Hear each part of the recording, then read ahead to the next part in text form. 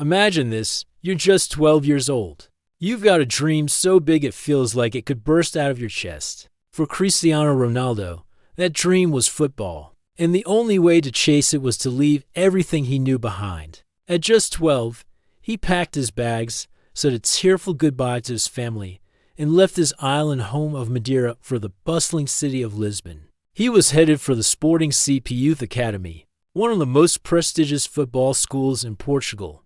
This was his big chance, the moment he had worked so hard for. But as the plane took off, leaving the familiar shores of Madeira behind, a wave of reality hit him. He was completely on his own. The first few weeks in Lisbon were brutal. The excitement of joining Sporting's academy quickly faded, replaced by an overwhelming sense of loneliness. Every night, the phone calls home were the same. He'd hear his mother's voice, and the tears would just start flowing. He missed his family, his friends, the simple comfort of his own bed. He was just a kid, a long way from home, and the ache of homesickness was a physical pain. He would cry himself to sleep almost every night, clutching the phone, wishing he could just be back in Madeira. His mother, Dolores, was heartbroken hearing her son's sobs. She'd tell him to be strong, to remember his dream, but her own heart was breaking with every tear he shed. It wasn't just the loneliness that was tough. At the academy, he was the new kid, and worse. He was the kid with a thick Madeiran accent. The other boys, mostly from the mainland, found it funny. They mimicked the way he spoke, laughing at his island dialect. They called him names, teased him relentlessly. "Look at the little country bumpkin," they'd say. Every word was like a tiny dagger, chipping away at his confidence. He felt like an outsider, isolated and misunderstood. There were moments he felt so small, so insignificant, that he even threw a chair at a teacher who made fun of his accent. The frustration and anger were bubbling just beneath the surface. He was a fighter, but this was a different kind of battle. This period was the ultimate test of his character. He was on the verge of quitting more times than he could count. The temptation to just pack it all in and go home was immense. Who wouldn't want to run back to the comfort and love of their family? He'd tell his godfather, Fernando Souza, that it was too hard, that he couldn't take it anymore. But every time he was about to give up, something inside him held him back. It was the dream, the image of himself on the world's biggest stages, scoring goals, making his family proud. He knew that going home meant giving up on that dream forever, and that was a pain he couldn't bear. So, he made a choice. He decided to turn all that pain, all that loneliness, and all that anger into fuel. He channeled it onto the football pitch. While other boys were socializing, he was practicing. While they slept, he was doing extra drills. The pitch became his sanctuary, the one place where his accent didn't matter, where his homesickness faded into the background. The only thing that mattered was the ball at his feet. He became obsessed with getting better, with proving everyone wrong. He told himself, one day, they won't be laughing. One day, they'll be cheering my name. And with that fiery determination, the boy from Madeira began to transform. He was no longer just a homesick kid. He was becoming a force of nature. This difficult chapter in Lisbon wasn't just about survival. It was the very crucible that forged the champion we know today. Thanks for watching. If you're inspired by Ronaldo's incredible journey, make sure to like, subscribe, and hit that notification bell so you don't miss the next chapter of his story. See you in the next one. Welcome back to our series on the life of Cristiano Ronaldo. In our last episode, we saw a young Cristiano honing his skills on the streets of Madeira and at his first club, Madeira. He was a boy with a fiery passion, a relentless drive, and a dream that burned brighter than the island sun. But even the most promising talents face obstacles, and for Cristiano, one of the biggest challenges wasn't on the pitch, but in the classroom. Today, we're diving into a pivotal, and perhaps infamous, moment in his youth, the incident that led to his expulsion from school, and ultimately set him on a one-way path to football greatness. Let's set the scene. Cristiano was now a teenager, around 14 years old. His days were a constant balancing act. On one hand, there was school, the lessons, the homework, the rules. On the other hand, there was football, his true passion, the place where he felt most alive, most himself. For most kids, school is a priority, a non-negotiable part of growing up. But for Cristiano, it was increasingly feeling like a distraction, a barrier between him and his destiny. He wasn't a bad student in terms of intelligence, but his mind was always somewhere else. While the teacher talked about history or math, Cristiano was mentally replaying a game, planning his next move, dreaming of scoring the winning goal. His body was in the classroom, but his heart and soul were on the football field. This internal conflict was bound to boil over. His attendance became sporadic. He would often find excuses to miss class so he could practice. This didn't go unnoticed by his teachers or his mother, Dolores. She, like any mother, wanted the best for her son. She understood his love for football, but she also knew the importance of an education. She worried about his future if the football dream didn't work out. There were arguments, pleas, and a constant push and pull in the household. Dolores wanted him to study, to have a backup plan. Cristiano just wanted to play. He saw school as a hurdle, something slowing him down on his race to the top. The tension finally reached its breaking point on one fateful day. The exact details have been told in different ways over the years, but the core of the story remains the same. A teacher made a comment that Cristiano perceived as disrespectful. Accounts suggest the teacher mocked his Madeiran accent or made a joke about his family's financial situation. For a boy who was already feeling immense pressure, who was intensely proud of his origins, and who was fiercely protective of his family, this was the final straw. That famous temper, the same fire we see on the pitch when a decision goes against him, erupted in the classroom. In a moment of pure, unfiltered rage, Cristiano picked up a chair and threw it in the direction of the teacher.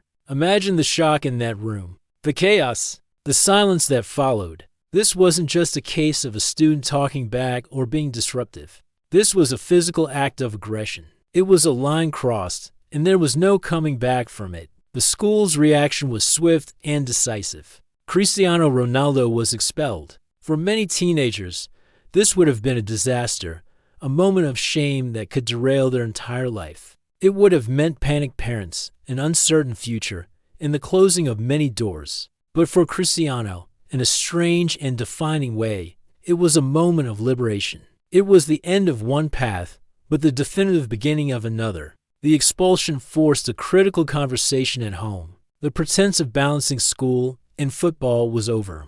A choice had to be made. Dolores was faced with an impossible decision. Her son, just 14 years old, had been kicked out of school. Her maternal instinct screamed at her to discipline him, to find another school, to force him back onto a conventional path. But then she looked at her son. She saw the desperation in his eyes, not of a delinquent, but of an artist who was being kept from his canvas. She saw a boy who lived and breathed football, who was more dedicated to his craft than anyone she had ever met. She knew that forcing him back into a system that he so clearly rejected would be like trying to cage a lion. It would crush his spirit. It was in this moment that Dolores made a courageous and life-altering decision. She decided to trust her son. She agreed to let him quit his formal education and dedicate himself entirely to football. This was a monumental gamble. She was betting her son's entire future on his talent and his dream, a dream that so many boys have, but so few ever realize. She told him, "You're no good at school, so let's see if you can be good at football." It wasn't just permission, it was a challenge. She was putting her faith in him, but also putting the full weight of responsibility on his young shoulders. There were no more excuses. There was no safety net.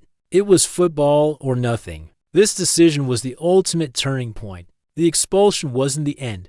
It was the beginning of his professional life, years before most people even consider their career. From that day forward, every ounce of his energy, every minute of his day, was channeled into one single goal: becoming the best footballer in the world. The pressure was immense. He wasn't just playing for fun anymore. He was playing for his future, for his family, to justify his mother's incredible act of faith. The boy from Madeira was no longer just a boy with a dream. He was a young man on a mission, with no plan B. The chair he threw didn't just break a classroom rule.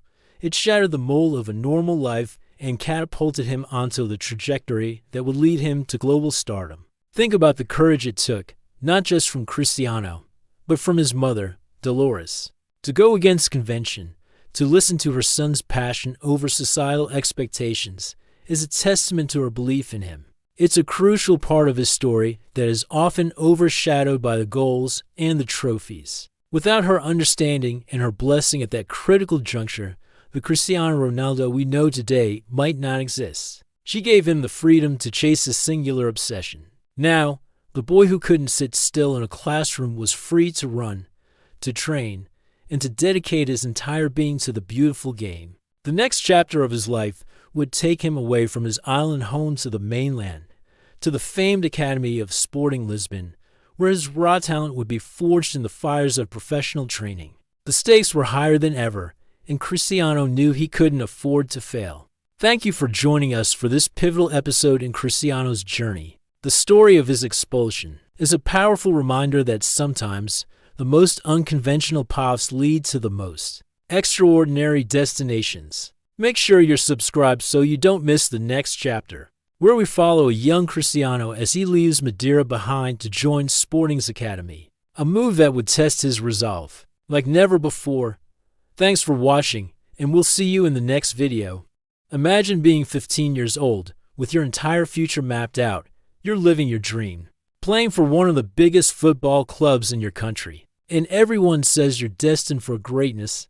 This was Cristiano Ronaldo's reality. He left his family, his home on Madeira, and was making a name for himself at Sporting Lisbon's academy. The journey had been tough, filled with homesickness and challenges, but he was overcoming them all, one by one. His skills were undeniable, his dedication unmatched. He was on the fast track, and it seemed like nothing could possibly stop him. But then, during a routine training session, something felt wrong. His heart started pounding in his chest, not from exertion, but in a frantic, chaotic rhythm. It was a terrifying sensation he'd never experienced before. He tried to push through it, to ignore it, but the episodes kept happening. His heart would race uncontrollably, even when he was resting. It was like a runaway train inside his chest, leaving him breathless, dizzy, and scared. This wasn't just a minor issue. It was a serious red flag for an athlete whose entire career depended on their physical peak. The academy's medical staff were immediately concerned. After a series of tests, the diagnosis came back, and it was a word that could shatter any athlete's dream: tachycardia, a racing heart condition. The doctors explained that his heart was beating far too fast, a condition that could be life-threatening if left untreated, especially for a high-performance athlete, pushing his body to the absolute limit every single day. The news hit Ronaldo and his family like a tidal wave. Was this it? Was the dream over before it had even truly begun? The club and his family were faced with an incredibly difficult decision. The doctors proposed a risky solution: heart surgery. It was a laser procedure to cauterize the area of his heart causing the abnormal rhythm. There were no guarantees. The surgery itself carried risks, and even if successful, there was a chance he might never be able to play football at an elite level again. The very thing that defined him, that he had sacrificed everything for, was now hanging by a thread. The weight of this decision was immense. His mother, Dolores, had to give her consent for her teenage son to undergo heart surgery. With incredible bravery, Ronaldo and his family agreed to the procedure. He was admitted to the hospital in the morning, underwent the surgery, and was discharged by the afternoon. It was a whirlwind of fear, hope, and uncertainty. But lying in that hospital bed, Ronaldo's resolve only hardened. He wasn't just fighting a medical condition. He was fighting for his dream. He refused to let this be the end of his story. Just a few days after the life-altering surgery, Cristiano Ronaldo was back on the training pitch. Not just walking, but running. Not just training, but excelling. This terrifying ordeal could have broken him. Instead, it forged him. It gave him a profound new perspective on life and his career. He understood, perhaps more than any other 15-year-old, that every moment on the pitch was a gift. This brush with career-ending and even life-ending adversity didn't slow him down. It ignited a fire within him that would burn brighter than ever before. He had faced down his own mortality and won. Now, he was ready to take on the world. Thanks for watching, and be sure to like and subscribe to follow the next chapter in Ronaldo's incredible story.